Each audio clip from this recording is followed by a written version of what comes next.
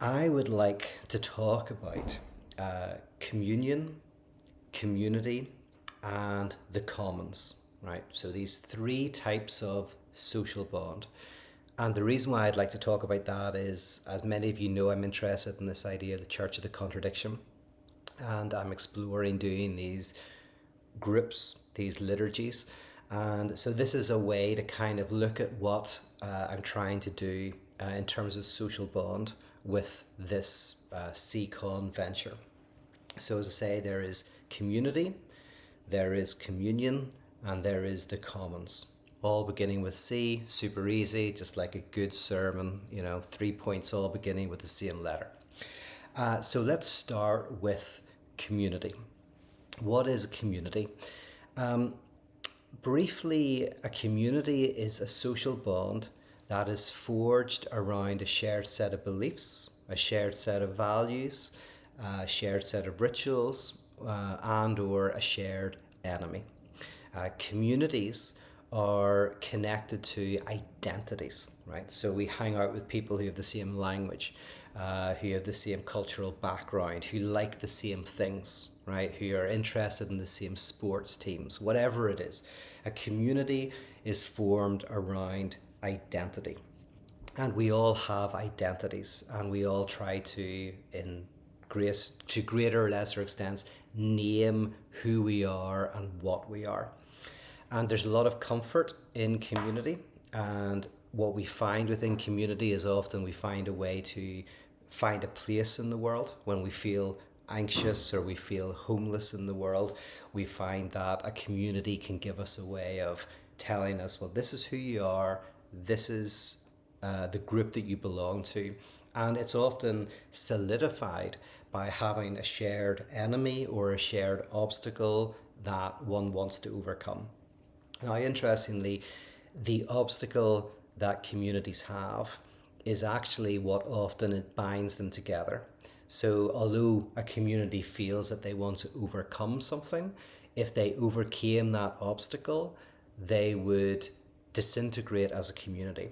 Now, that can be in good and bad ways. You might have a community that is dedicated to eradicating homelessness. So, that is the obstacle. And if you're successful, then in your very success, the community disintegrates because that was, in a sense, the obstacle that bound you together. But it can also be a shared enemy, a shared group that you don't like, that you blame for all the problems. And although you really feel you want to get rid of that community, you actually get lots of jouissance, lots of enjoyment through hating and disliking. And that jouissance is what binds the group together. Communities are bound together not simply in shared beliefs and shared practices, but even more interestingly, by shared disavowed beliefs, right? So when you're part of a community, you not only know what you should and shouldn't do, right? So you've got a set of rules about what's acceptable and what's unacceptable. There's also a set of hidden rules about when you can go against what is acceptable and what is unacceptable.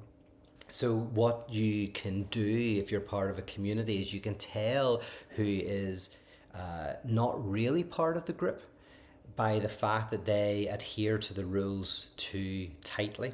So, for example, if you go to a very fancy restaurant and you're hanging out with aristocrats and you've read a book about how you should eat and what knife and fork you should use, and you've really got it down, all the right ways to behave at this very fancy party, you'll stick out like a sore thumb because the true aristocrats, they know the rules, they've lived with them, they've imbibed them, but they also know when they can go against those rules, when they can twist them, when they can disobey them.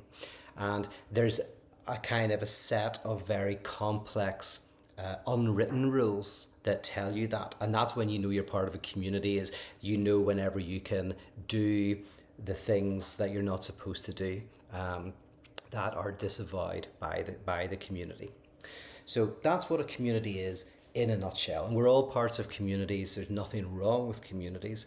We all like to hang about with people who maybe share the same taste in music, the same sports team, same interest in philosophy, whatever it is, right? We are part of communities. We have various identities. But the problem is that these identities can never fully name us.